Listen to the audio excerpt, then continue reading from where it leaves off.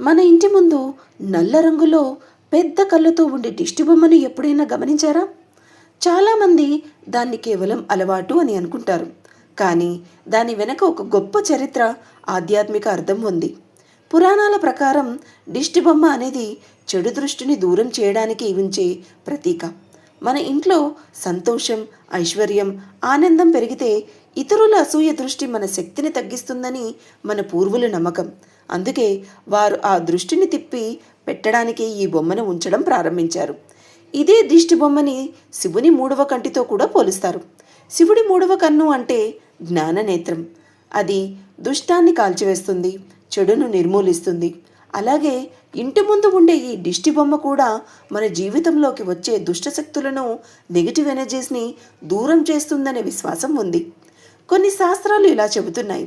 ఈ బొమ్మ మన ఇంటి దిశలో నేరుగా చూపించే చెడు దృష్టిని అడ్డుకుంటుంది. ఇది మన ఇంటికి ఒక రక్షణ కవచం లాంటిది.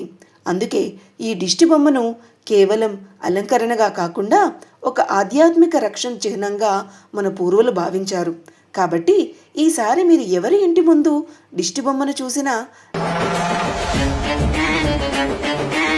దాని వెనక ఉన్న ఈ దివ్యమైన శివతత్వాన్ని గుర్తు చేసుకోండి.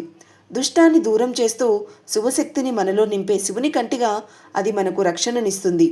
గుర్తుంచుకోండి. హర హర మహాదేవ, శంభో శంకర. ఇలాంటి మరిన్ని ఆధ్యాత్మిక మరియు సంప్రదాయ కథల కోసం మా ఛానల్ని లైక్ చేయండి, షేర్ చేయండి మరియు సబ్స్క్రైబ్ చేయండి.